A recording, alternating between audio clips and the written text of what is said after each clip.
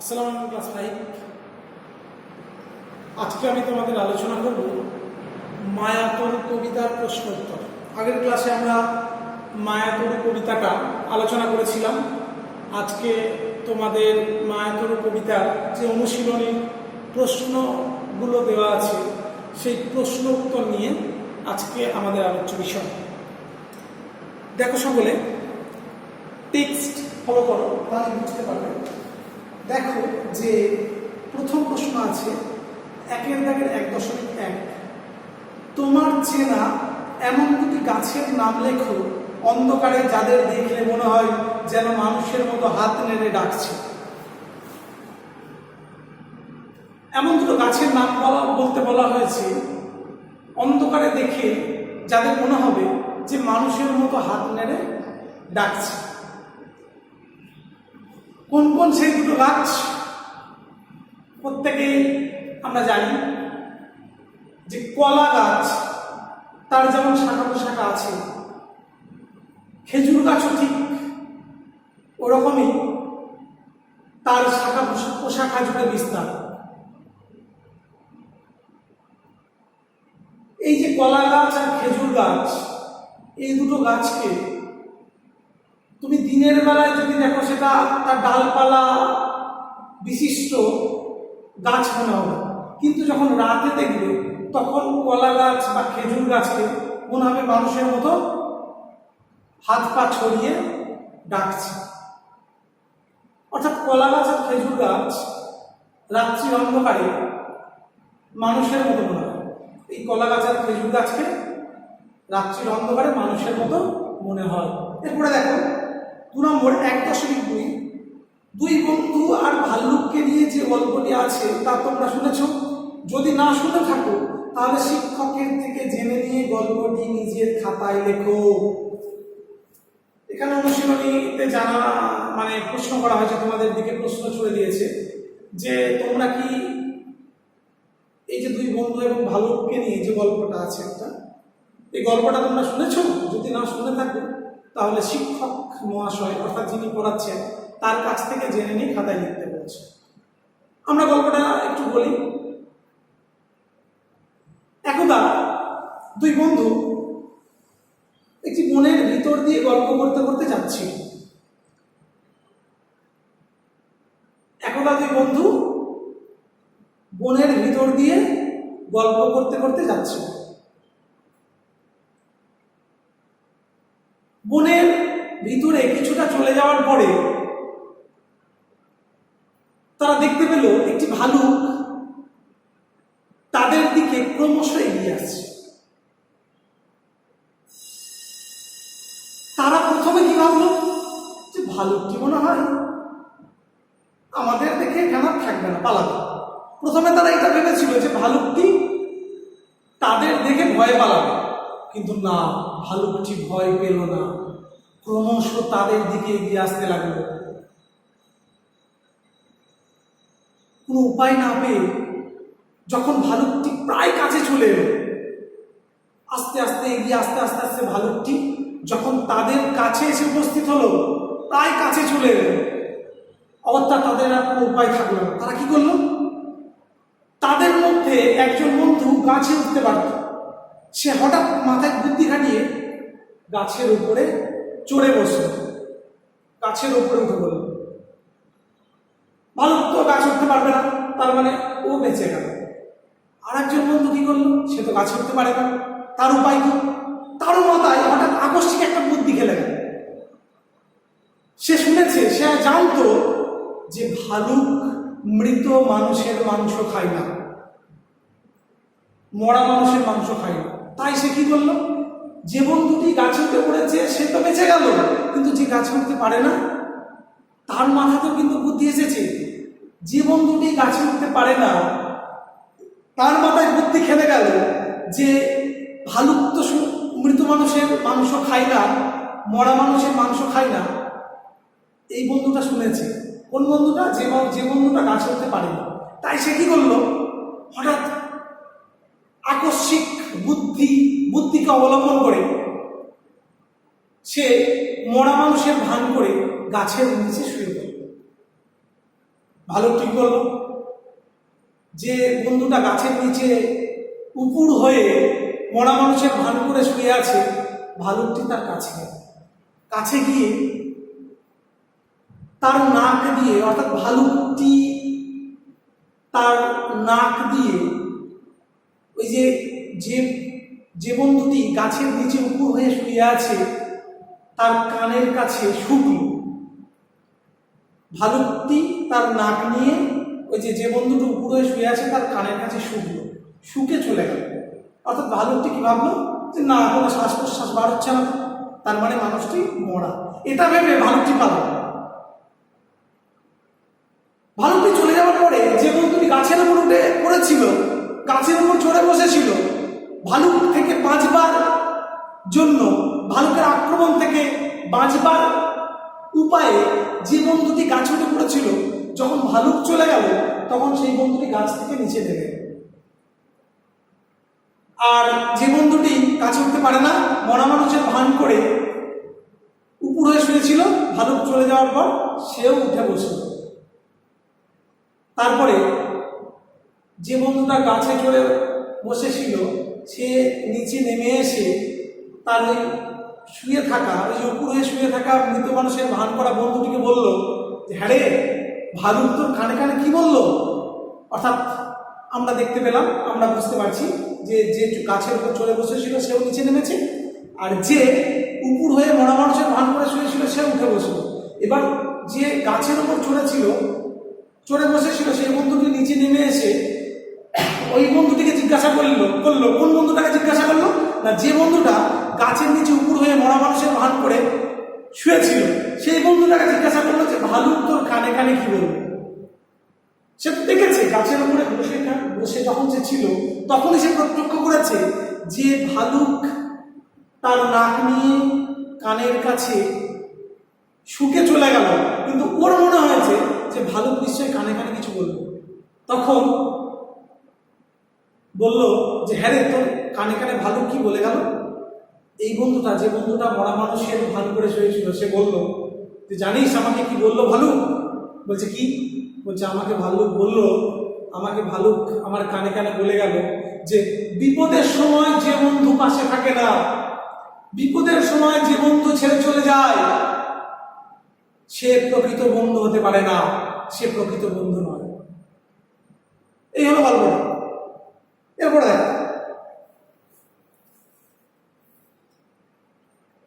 নানা রকম রঙিন মাছ তুমি কোথায় দেখেছো? আমরা কোথায় দেখি নানা রকম রঙিন মাছ? অ্যাকোরিয়ামে। আমরা অ্যাকোরিয়ামে বিভিন্ন রকম রঙিন মাছ দেখতে পাই। অ্যাকোরিয়ামে থাকে বিভিন্ন রকম রঙিন মাছ। এরপরে দেখো 1.4, ভোরের আলো তোমার কেমন লাগে? তোমার কেমন লাগে? তখন তোমার কোথায় যেতে ইচ্ছে করে? অবশ্যই ভোরের আলো একটা স্নিগ্ধ, সুন্দর, ঠান্ডা একটা সুন্দর অনুভূতি আমাদের হৃদয়ে জাগায়, আমাদের ভালো লাগা বোধ জন্মায়। তখন আমাদের কোথায় যেতে ইচ্ছা করে? তোমাদের যদি মনে হয় যে একটু দৌড়াতে ইচ্ছা করে, তোমরা দৌড়াতে লিখতে পারো। আবার কারোর যদি মনে হয় যে ঘাসের ওপর পা ফেলে হাঁটতে ইচ্ছা করে, ভেজা শিশিরে ওই যে ঘাসের ওপর পা ফেলে হাঁটতে ইচ্ছা করছে তোমাদের, তোমরা ওটাও বলে লিখতে পারো বা বলতে পারো। ঠিক আছে। তারপরে দেখো 1.5, আলো এবং অন্ধকারে একই গাছের দুরকম চেহারা তোমার চোখে কিভাবে ধরা পড়ে? একদমই তাই। আমি প্রথম প্রশ্নটা কি বললাম যে আলোতে আমরা প্রকৃত গাছকে প্রত্যক্ষ করি, তার ডালপালা বিশিষ্ট একটি গাছকে প্রত্যক্ষ করি, কিন্তু যখন অন্ধকার আসে তখন সেই ডালপালা বিশিষ্ট গাছটি মনে হয় হাত পা বিশিষ্ট একটি মানুষ হয়ে দাঁড়িয়ে আছে, হাত পা ছড়িয়ে একটি মানুষ হয়ে দাঁড়িয়ে আছে। ঠিক আছে। তারপরে দেখো ক স্তম্ভের সঙ্গে খ স্তম্ভ মিলিয়ে দেবে। আমরা ক স্তম্ভ আর খ স্তম্ভ মেলাবো।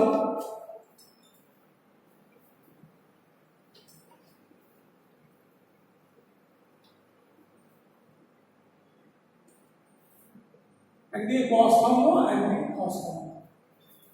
একটা আছে গাছ, বন, ভূত, ঝালর, কম্প।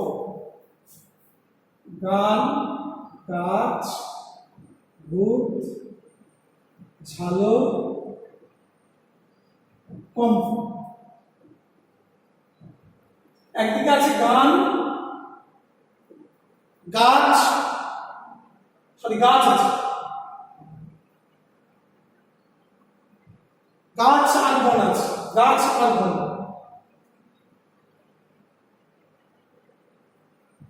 একদিকে আছে গাছ, বন, তাই তো? দেখো ভালো, স্তম্ভের সঙ্গে স্তম্ভ মেলাও। একদিকে আছে গাছ, বন, ভূত, ঝালর আর কম্প, আর একদিকে আছে অশরীরী,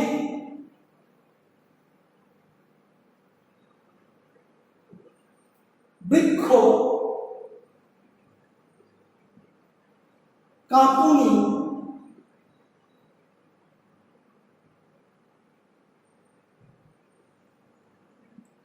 অরণ্য,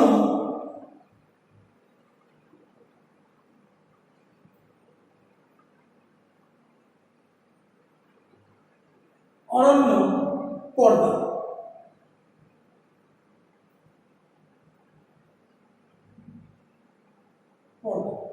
দেখো একদিকে পাচ্ছি আমরা গাছ, বন,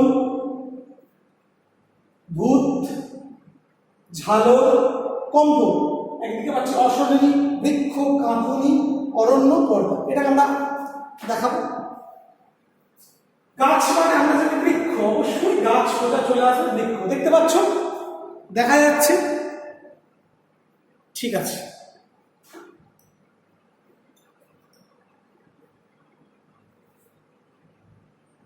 একটা গাছ, বৃক্ষ, বন, অরণ্য, বন হচ্ছে অরণ্য, ভূত অশরীরী, যার শরীর নেই, ঝালর, ঝালর মানে আমরা জানি ঝালর, ঝালর কি পর্দা, আর কম্প, কাঁপুনি।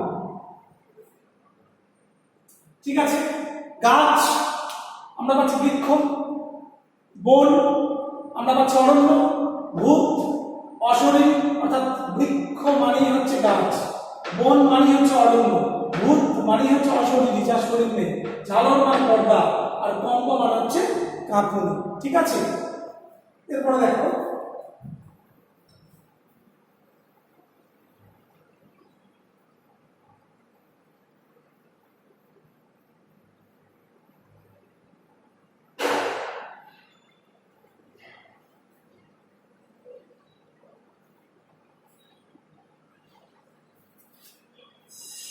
এরপরে দেখো কবিতা অবলম্বনে শূন্যস্থান পূরণ করো। খুব ভালো করে পড়বে তোমরা, শূন্যস্থান দেখা আছে, খুব ভালো করে পড়াশোনা করো, সব কটা খুঁটিয়ে পড়ো, টেক্সট যে সমস্ত প্রশ্ন আছে সব ভালো করে খুঁটিয়ে পড়ো। শূন্যস্থান সমস্ত কবিতার শূন্যস্থানগুলো পড়ো, একটা কবিতারও শূন্যস্থান বাদ দেবে না, সমস্ত অনুশীলনী প্রশ্নগুলো ভালো করে পড়তে থাকো। দেখো শূন্যস্থানটা দেখো, এক যে ছিল গাছ, বৃষ্টি হলে আসতো, এই শূন্যস্থান আছে, কম্প দিয়ে আবার শূন্যস্থান। প্রথম হচ্ছে এক যে ছিল গাছ, শূন্যস্থানটা ভালো করে দেখো, বৃষ্টি হলে আসতো আবার কম্প দিয়ে ড্যাশ জল, ড্যাশ হয়ে ঝাঁক বেঁধেছে লক্ষ ড্যাশ মাছ, কি হবে, মুকুট হয়ে ঝাঁক বেঁধেছে লক্ষ হীরার নাচ। তারপরে দেখো শূন্যস্থান আছে, আবার পশলার আছে, তারপরে আবার শূন্যস্থান, এক পশলার শেষে বনের মাথায় ঝিলিক মেরে চাঁদ উঠতো যখন, ভালুক হয়ে ঘাড় ফুলিয়ে উঠতো সে গড়গড়। অর্থাৎ শূন্যস্থানটা দাঁড়ালো, কি দাঁড়ালো, শূন্যস্থানটা আমি বলে বলে যাই। এক যে ছিল গাছ, বৃষ্টি হলে আসতো আবার কম্প দিয়ে জল, মুকুট হয়ে ঝাঁক বেঁধেছে লক্ষ হীরা মাছ, এক পশলার শেষে বনের মাথায় ঝিলিক মেরে চাঁদ উঠতো যখন, শূন্যস্থানগুলো পূরণ করছি দেখো, ভালুক হয়ে ঘাড় ফুলিয়ে উঠতো সে গড়গড়। ঠিক আছে, এরপরে দেখো কবিতাটি অবলম্বনে একটি গল্প তৈরি করো। একটি গাছ ছিল, অর্থাৎ তুমি এটা বলে দেবে তোমরা যে আমাদের বাড়ির পাশে একটি গাছ ছিল। ঠিক আছে, তারপরে এটা নিয়ে মূল কবিতাটার যে বিষয়, আমি যে কবিতাটা আলোচনা করেছিলাম তার সেই বিষয়টা লিখে দিয়ে একটা গল্প হয়ে যাবে, কিছু নেই। তারপরে দেখো শব্দগুলির অর্থ লিখে তা দিয়ে বাক্য রচনা করো। ঝাঁক, ঝাঁক মানে কি, দল, ঝাঁক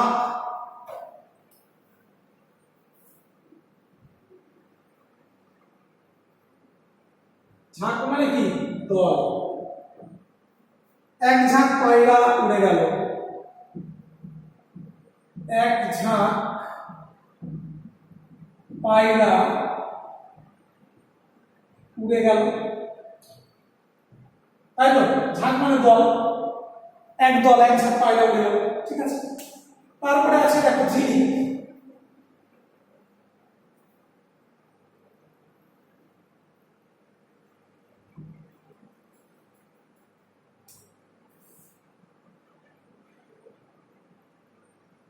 মানে কি? ক্ষণিকের তীব্র আলো।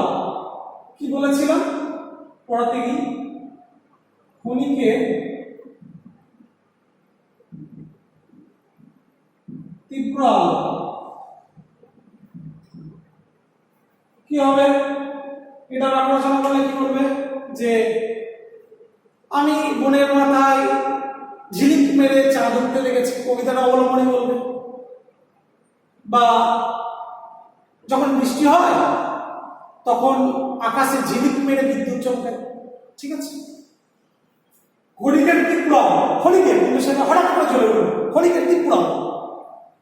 তারপরে দেখো কি আছে? ঘাড়, গলা। ঘাড় মানে কি? গলা।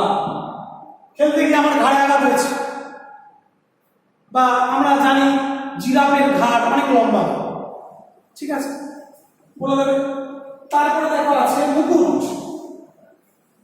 মুকুট মানে হচ্ছে শিরভূষণ। মুকুট মানে কি? শিরভূষণ। ওটাকে পড়াতে কি বলেছিলাম আমি? শিরভূষণ।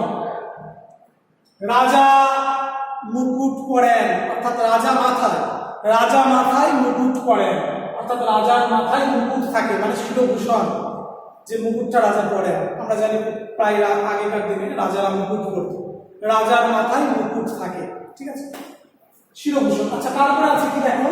ঝিকিরমিকির।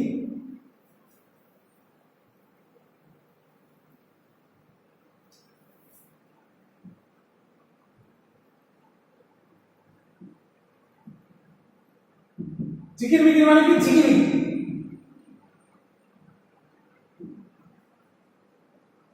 ঝিকিরমিকির, ঝিকিরমিকির মানে হচ্ছে কি? ঝিকিরমিকির। উৎসবে, অনুষ্ঠানে আমরা ঝিকিরমিকির আলো প্রত্যক্ষ করেছি, বা উৎসবে অনুষ্ঠানে ঝিকিরমিকির আলো লক্ষ্য করা যায়, বা আলোর ঝিকিরমিকির লক্ষ্য করা যায়। মানে ঝিকিমিকি যে আলো অনেক উৎসব অনুষ্ঠানে দেখা যায়, উৎসবে অনুষ্ঠানে আমি ঝিকিরমিকির আলো প্রত্যক্ষ করেছি, ঠিক আছে। আচ্ছা,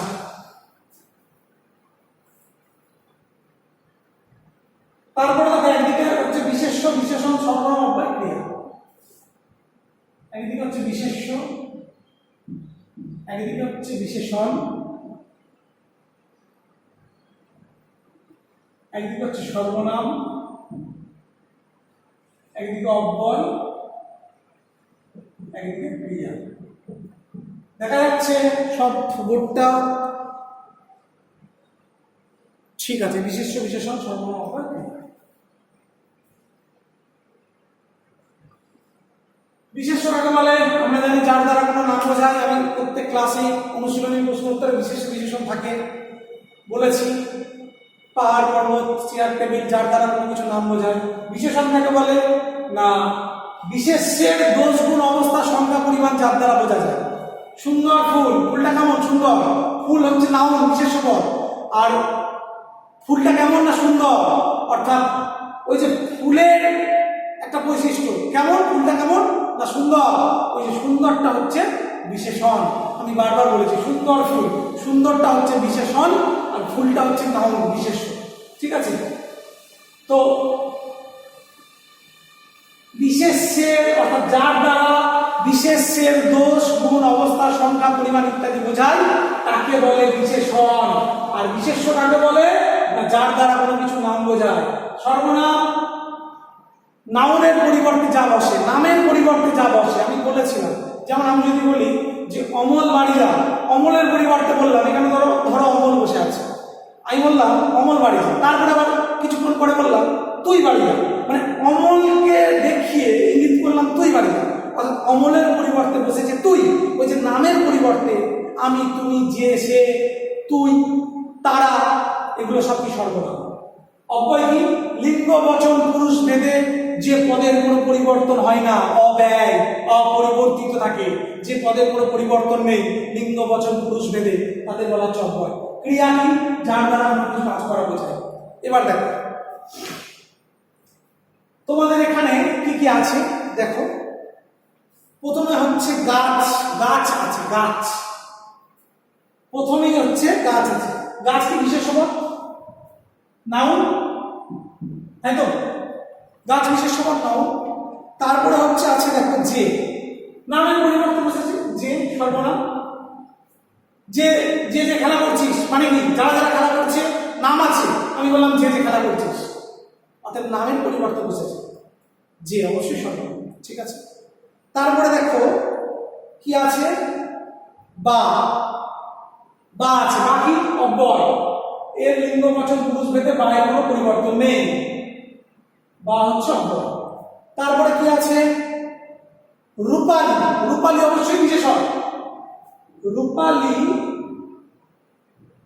অবশ্যই কি বিশেষণ। তারপরে আছে দেখো জূর্ত, জূর্ত ক্রিয়া, জূর্ত, জূর্ত কি ক্রিয়া।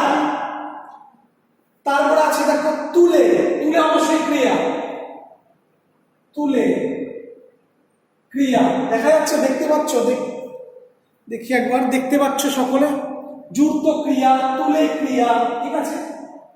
এরপরে দেখো আছে হয়ে, হয়ে ক্রিয়া, অবশ্যই হয়ে ক্রিয়া, কারণ আমরা জানি পড়া, হওয়া, থাকা, খাওয়া সব কি কাজ বোঝায়, ক্রিয়া। তারপরে হচ্ছে, তারপর দেখি কি আছে,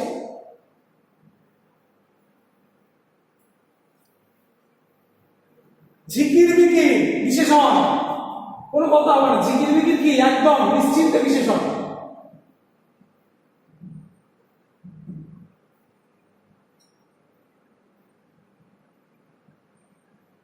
কোনো কথা নেই, একদম নির্দ্বিধায় নিঃসংকোচে ঝিকির বিকির বিশেষণ। ঝিকির বিকির আলো, অবশ্যই ঝিকির বিকির কি বিশেষণ। তারপরে দেখো আছে লক্ষ্য,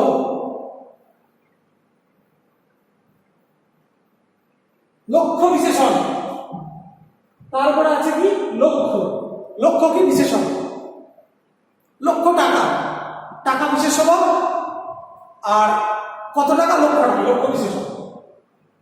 তারপরে দেখো আমি বলেছি বিশেষের দোষ গুণ অবস্থা সংখ্যা পরিমাণ বোঝাতে পারে, সেটা অবশ্যই যার দ্বারা বিশেষের দোষ গুণ অবস্থা সংখ্যা পরিমাণ বোঝাবে সেটাকে বিশেষণ। লক্ষ্য টাকা, টাকা কিন্তু নাম বিশেষণ। কত টাকা? লক্ষ টাকা, লক্ষ্যটা অবশ্যই বিশেষণ, ঠিক আছে। তারপরে দেখা আছে সে, আমি তো বলেছি যে সে, এগুলো হচ্ছে সর্বনাম, যে সে সর্বনাম। তারপরে দেখা আছে কম্প, কম্প আছে আর জ্বর আছে। কম্পটা হচ্ছে বিশেষ পদ,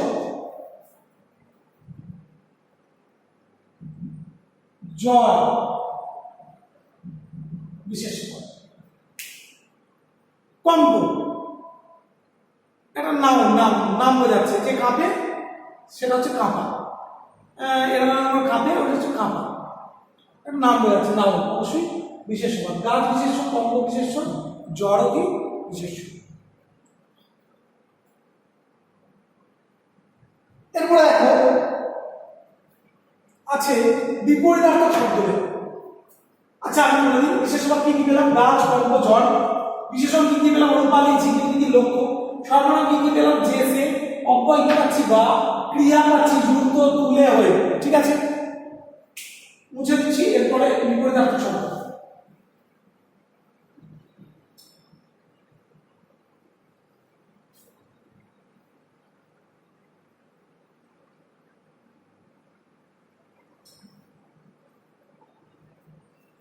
বিপরীতার্থক শব্দ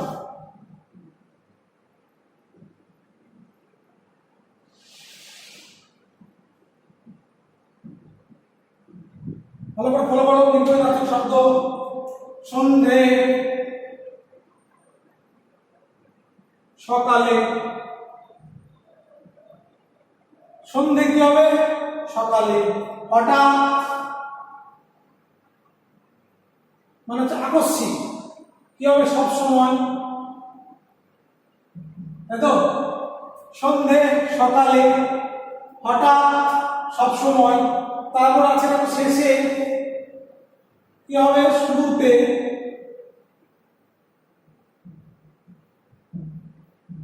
শুরুতে। তারপরে আছে দেখো হেসে,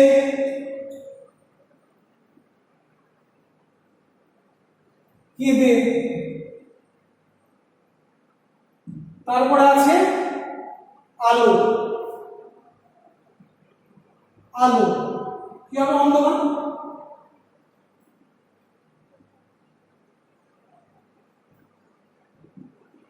আলো কি অন্ধকার, আলো হচ্ছে অন্ধকার। দেখো সন্ধ্যে এর বিপরীত কি সকালে, হঠাৎ সব সময়, শেষে শুরুতে, হেসে কেঁদে, আলো আর কি অন্ধকার। ঠিক আছে, এরপরে দেখো সমার্থক শব্দ লেখো, অর্থাৎ সম অর্থ, একই অর্থ, একই অর্থ আছে যা তাকেই তো বলা হয় সমার্থক।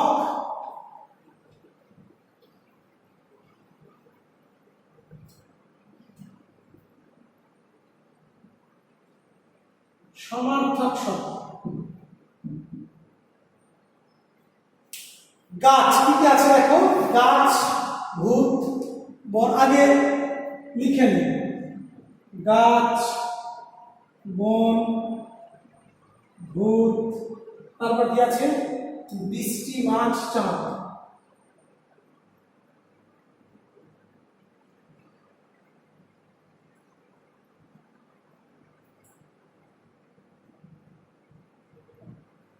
গাছ সমার্থক শব্দ কি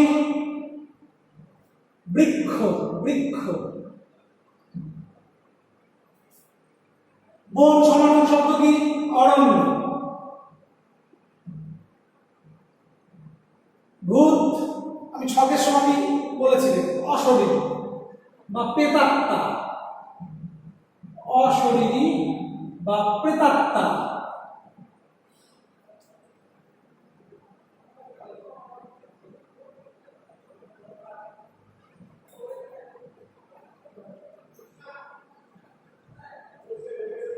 অশরীরী বা প্রেতাত্মা। বৃষ্টি, এই বানানটা, এই যে বৃষ্টি, এই বানানটা কিন্তু কবির নিজস্ব সৃষ্টি। এই বৃষ্টি বানান অরিজিনালি, এই আসল বানানটা কি বৃষ্টি, বয়ডি মূলধন্য ছয়টা হয়েছে, এটা হচ্ছে রাইট বৃষ্টি বানান, কিন্তু বয়সী মূলধন্য ছয়টা হয়েছে বৃষ্টি। এটা কিন্তু কবি লিখেছেন এই কবিতায়।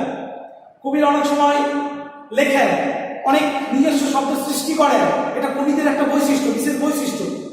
এটা বৃষ্টি কবিতায় আছে কিন্তু এই বানানটা বয়সী মূলধন্য ছয়টা হয়েছে বৃষ্টি। আসল বানানটা কি বয়ডি মূলধন্য ছয়টা হয়েছে রি হবে, আসল বানান বয়ডি মূলধন্য ছয়টা হয়েছে বৃষ্টি। কিন্তু এই এটা আছে কবিতা, এটা কবি নিজের ব্যবহার, নিজস্ব সৃষ্টি। এটা এটা কবি নিজেই স্বয়ং ব্যবহার করেছেন এই বানানটা বয়সী মূলধন্য ছয়টা হয়েছে। এটা হচ্ছে কবির নিজস্ব সৃষ্টি, স্বকীয় সৃষ্টি। কবির অনেক সময় এরকম নিজস্ব শব্দ পরিমার্জন করেন, ঠিক আছে? তো অনেক সময় শব্দ নতুন নতুন ভাবে একটুখানি ঘুরিয়ে নিজস্ব শব্দ সৃষ্টি করেন, এটা কবিদের বৈশিষ্ট্য বলতে পারো। তো এই যে বৃষ্টি, বৃষ্টি আসল বানান কিন্তু আমরা ভুলে যাবো না, বয়ডি মূলধন্য ছয়টা হয়েছে বৃষ্টি, আসল বানান হচ্ছে এইটা, এইটা হচ্ছে সঠিক, বয়ডি মূলধন্য ছয়টা হয়েছে বৃষ্টি। আর বয়সী মূলধন্য ছয়টা হয়েছে বৃষ্টি, এটা কবিতায় কবি নিজে ব্যবহার করেছেন, স্বয়ং কবি নিজে ব্যবহার করেছেন। এটা এবার তোমাদের মনে হতে পারে কবি কি ভুল করেছিলেন? না, কবিরা অনেক সময় এটা করেন, অনেক শব্দকে ঘুরিয়ে নিজের মতো করে সৃষ্টি করেন। কি হবে আমরা জানি, বৃষ্টি বয়ডি মূলধন্য ছয়টা হয়েছে বৃষ্টি বলতে পারি বা বর্ষণ বলতে পারি, সমার্থক শব্দ। মাছ, মৎস্য বা মিন। চাঁদ, চন্দ্র বা শশধর। শশধর। ঠিক আছে,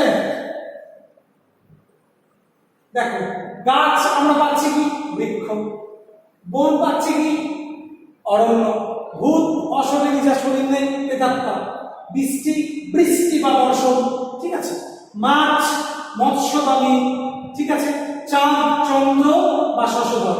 অর্থাৎ এটা আমি বলছি বৃষ্টিটা কি কবি নিজস্ব স্বকীয় সৃষ্টি। এটা অরিজিনাল বানান, আসল বানান হচ্ছে বয়লি মুদ্রাশাকারে বৃষ্টি, অর্থাৎ কবি নিজস্ব সৃষ্টি করেছেন বৃষ্টি, আসল বানানটা হচ্ছে কি না বয়লি মুদ্রাশাকারে বৃষ্টি, আসল বানানটা হচ্ছে বৃষ্টি, আর কবি নিজে সৃষ্টি করেছেন বৃষ্টি, এটা কবি নিজস্ব সৃষ্টি বলে দিলাম আমি। আর মাছ কি বললাম, এই জন্য সমার্থক শব্দ বৃষ্টিটা কাটলাম, অবলিক দিয়ে বর্ষণ করলাম, মাছ মৎস্য বা মিন, আর চাঁদ চন্দ্র বা শশধর, সব সমার্থক একই অর্থ আছে। ঠিক আছে,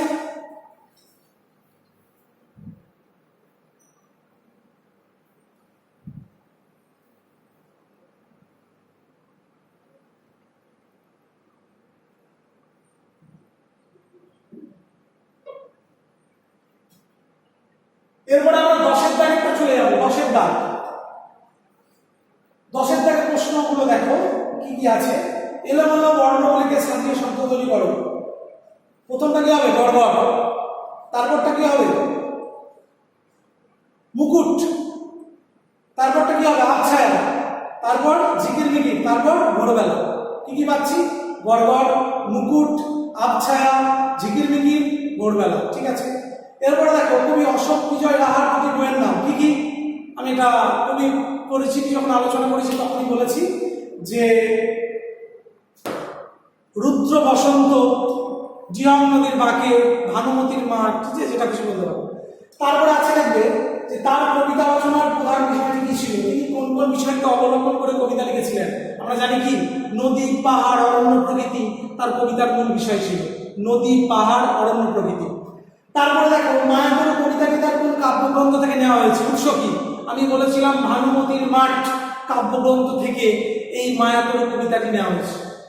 তারপরে দেখা আছে যে দিনের কোন কোন সময় কোন ঘটনাটি ঘটছে পাশে পাশে লেখো, খাতায় ছবি আঁকো, ছবি আঁকতেও পারো নাও পারো, ছবি আঁকার দরকার নেই, জাস্ট কোন কোন সময় ঘটনাটা ঘটছে। দুহাত তুলে যুক্ত ভূতের নাচ কখন, সন্ধ্যেবেলা, সন্ধ্যে হলেই দুহাত তুলে যুক্ত ভূতের নাচ আমরা জানি সন্ধ্যেবেলা। ভালো করে ঘাট ঘুরিয়ে পড়তো সে গড়গড় কখন, রাতের বেলা। এক পশলা শেষে মানে এক পশলা শেষে, তারপরে তো বৃষ্টি কম্প দিয়ে ঝড় আসতো আমরা জানি যখন বৃষ্টি হতো। কিন্তু এইখানে যে ঘটনাটা হচ্ছে ভালো করে ঘাট ঘুরিয়ে পড়তো সে গড়গড় কখন, আমরা জানি যখন যে বনের মাথায় ঝিলিক মেরে চাঁদ উঠতো যখন রাতের বেলায়, তখন এই গাছটি কবিতার গাছটি ভালুক হয়ে ঘাট ঘুরিয়ে গড়গড় করত। তারপরে দেখো কেমন দেখি পড়ে আছে ঝিকির মিকির আলো রূপালি এক ঝালর কখন, সকালবেলায়। কবিতাটি পড়াতে গিয়ে আমরা আলোচনা করেছি। কি কি পেলাম তাহলে, দুহাত তুলে যুক্ত ভূতের নাচ কখন, সন্ধ্যেবেলা। ভালুক হয়ে ঘাট ঘুরিয়ে করতো সে গড়গড় কখন, রাতের বেলা, তাই তো, যখন মনের মাথায় ঝিলিক মেরে চাঁদ উঠতো সে রাতের বেলা ভালুক হয়ে ঘাট ঘুরিয়ে গড়গড় করতো। কেবল দেখি পড়ে আছে ঝিকির মিকির আলো রূপালি এক ঝালর কখন, সকালবেলা। কবিতাটি যখন পড়িয়েছিলাম সেই কবিতাটি পড়ানোর সময় আমরা দেখেছিলাম এই দেখো মনের মাথায় ঝিলিক মেরে চাঁদ উঠতো যখন ভালুক হয়ে ঘাট ঘুরিয়ে করতো সে গড়গড়, আমরা এটা দেখেছি। তারপর আবার দেখেছি সকাল হলো যে একটিও মাছ নেই, কেবল দেখি পড়ে আছে ঝিকির মিকির আলো রূপালি এক ঝালর, আমরা কবিতাটা বিশ্লেষণ করেছিলাম। খুব ভালো করে কবিতাটি দেখবে, দরকার হলে আরেকবার ক্লাসটা দেখবে, কবিতাটি যখন আলোচনা করেছি অবশ্যই ভালো লাগবে। ঠিক আছে, তো ঝিকির মিকির আলো রূপালি এক ঝালর কখন দেখেছেন কবি, সকালবেলায়। আর ভালো করে ঘাট দিয়ে গড়গড় করতো কখন, রাতের বেলায়। আর ভূতের মতো যুক্ত ভূতের নাচ দুহাত তুলে কখন, সন্ধ্যেবেলায়। ঠিক আছে, এরপর দেখো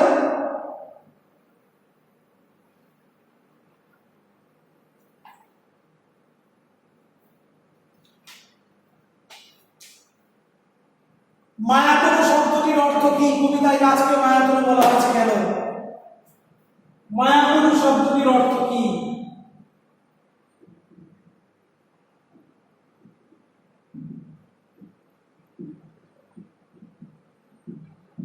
মায়াতরু শব্দটির অর্থ হলো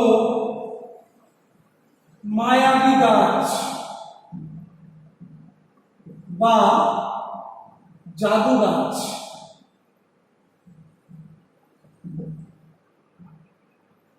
মায়াতরু শব্দটির অর্থ হলো মায়াবী গাছ বা জাদু গাছ। কেন কবিতায় গাছটিকে মায়াতরু বলা হলো? আমরা জানি এই গাছের একটা বিশেষ বৈশিষ্ট্য আছে। এই গাছ তার অলৌকিক কাজকর্মের দ্বারা আমাদের মনে এক রহস্যের ভাব উদ্রেক করে। মায়াবী গাছ অর্থাৎ জাদু গাছ বলে মনে হয়েছে গাছটি, কারণ আমরা জানি যে সন্ধ্যা হলে গাছটি দোয়াল তুলে ভূতের মতো নাচ করতো। আবার যখন রাতের বেলায় বনের মাথায় ঝিলিক মেরে চাঁদ উঠত, গাছটি ভালো হয়ে গড়গড় করতো ঘাড় ঘুরিয়ে। তারপরে আরো দেখেছি যে বৃষ্টি এলে কম্প দিয়ে ঝড় আসতো। তারপরে এক পশলা শেষে যখন বৃষ্টি হয়ে গেল, তারপরে কি হতো না, এক পশলা শেষে যখন বৃষ্টি হয়ে গেল তখন দেখা গেল সেই ভালুকও নেই আর গাছও নেই, লক্ষ হীরের ঝাঁক বেঁধেছে সেই গাছটাতে। মনে হচ্ছে যেন লক্ষ হীরের মাছ ওই গাছটাতে ঝাঁক বেঁধেছে। অর্থাৎ মনে হলো যে এক পশলা শেষে, অর্থাৎ এক পশলা বৃষ্টি হয়ে যাওয়ার পরে কি মনে হচ্ছে যে সেই ভালুকও আর নেই আর গাছও নেই, হয়ে গেছে কি কবি কল্পনায় ধরা দিয়েছে লক্ষ হীরের মাছের মতো ঝকঝক করতে থাকা গাছের রূপ, লক্ষ হীরের মাছ। মনে রাখবে, ঠিক আছে? তো এই যে তারপর আবার যখন ভোরবেলা অস্পষ্ট আলোতে আপনি বুঝতে পারছেন না গাছের অবস্থাটা কেমন, ঠিক যখন সকাল হলো দেখলেন একটা রূপালী এক ঝালর ঝুলছে গাছের নিচে। মনে হচ্ছে কবির কল্পনায় ধরা দিয়েছে। আমি বলেছিলাম সেটা গাছের ফাঁক দিয়ে আলো পড়েছে আর গাছের পাতার উপর আলো পড়েছে, তার যে ছায়া, অস্পষ্ট আলো ছায়ার যে খেলা, কবির কল্পনায় মনে হচ্ছে রূপালী এক ঝালর ঝুলছে। তো এই যে বিভিন্ন রকম কবি কল্পনায় ধরা দিয়েছে গাছের যে বিচিত্র রূপ, এক একটা সময় এক এক রকম, এই অলৌকিক কার্যকলাপ, এই যা বাস্তবিক জগতের সঙ্গে যার কোনো সংযোগ নেই। একটা গাছ কখনো এইভাবে হতে পারে না। একটা অবাস্তব রূপকল্পনা কবির মানসিকতায়, চিন্তনে, কবির হৃদয়ে, কবির মননে, কবির কল্পনায় ধরা দিয়েছে। কবি মনে মনে কল্পনা করেছেন এই গাছটিকে বিভিন্ন রূপে, তার যে বিচিত্র রূপ ধরা দিয়েছে তা অলৌকিক, অবাস্তব। এই জন্য গাছটিকে বলা হয়েছে মায়াতরু। এই জন্য গাছটিকে বলা হয়েছে কি মায়াতরু। তারপরে দেখো 13.4, এখানে দুটো প্রশ্ন ভালো করে করতে হবে। 13.1 এরপরে দেখো আর বাদ বাকিগুলো পড়ার কিছু নেই, একটা গল্প তৈরি করতে বলছে, সব কিছুই নয়। 13.4 দেখো, ভূতের আর গাছের প্রসঙ্গ রয়েছে, দরকার নেই এটা করতে হবে না। 13.4 দেখো, দিনের বিভিন্ন সময়ে কবি গাছকে কোন কোন রূপে দেখেছেন। আমরা জানি যে এই গাছ দিনের বিভিন্ন সময়ে কবি গাছকে কোন কোন রূপে দেখেছেন।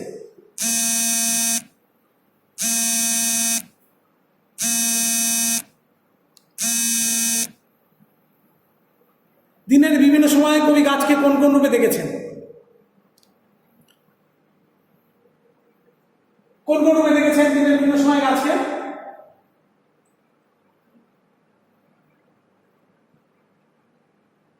আমরা জানি যে এই গাছ দিনের বিভিন্ন সময়ে তার বিচিত্র রূপে ধরা দিয়েছে। কখনো এই গাছকে, এই যে মায়াবিময় গাছ, দিনের বিভিন্ন সময়ে তার রূপ বিচিত্র, এক একটা সময় এক একটা রূপ তার বদলে বদলে গেছে। সন্ধে হলে দোয়ার তুলে ভূতের মতো নাচ করছে। আবার যখন মনের বেলায় রাতের বেলা ঝিলিক মেরে চাঁদ উঠছে তখন ভালো করে ঘাট ফুলিয়ে গড়গড় করছে। তারপরে আবার আমরা দেখেছি যে বৃষ্টি হলেই কম্প দিয়ে ঝড় আসছে। আবার এক পশলা বৃষ্টি হয়ে যাওয়ার পরে গাছটাকে মনে হচ্ছে লক্ষ হীরের মাছ ঝাঁক বেঁধেছে। ভোরবেলার অস্পষ্ট আলোতে কবি গাছের রূপ ভালোভাবে অনুভব করতে পারছেন না। তারপরে সকালবেলায় মনে হচ্ছে রূপালী এক ঝালর ঝুলছে। এই যে দিনের বিভিন্ন সময় গাছকে বিভিন্ন রূপে দেখেছেন, সেটাই ভালো করে বর্ণনা করবে তোমরা। ঠিক আছে, এই হলো তোমাদের কবিতার প্রশ্ন উত্তর আলোচনা। আমি আর আজকে ক্লাস নিচ্ছি না, এখানেই ক্লাস শেষ করছি। তোমরা ভালো করে মন দিয়ে পড়াশোনা করো। যে কোনো কবিতা হোক, প্রবন্ধ, গল্প, তোমাদের যে সিলেবাস দিয়েছি প্রত্যেকটা সিলেবাসের অনুশীলনী প্রশ্নোত্তরগুলো খুব ভালো করে মনোযোগ দিয়ে করো। সব প্রশ্নোত্তরগুলো, ছকগুলো, ঠিক আছে, এমনকি যে অনুশীলনী ব্যাকরণ থেকে শুরু করে সব ভালো করে পড়ো। ইনশাল্লাহ আমার দৃঢ় বিশ্বাস তোমরা পরীক্ষায় ভালো ফলাফল করবে, কারণ প্রত্যেকটা কবিতা আমি ডিটেলস আলোচনা করেছি, প্রত্যেকটা প্রবন্ধ, প্রত্যেকটা গল্প, ব্যাকরণ সব ডিটেলস আলোচনা করে দিয়েছি। আশা করছি তোমাদের অসুবিধা হওয়ার কথা নয়। ভালো করে পরীক্ষার preparation now. Best of luck. সকলে ভালো করে মনোযোগ দিয়ে পড়ো এবং পরীক্ষা দাও। আজকে আমি এখানে ক্লাস শেষ করলাম।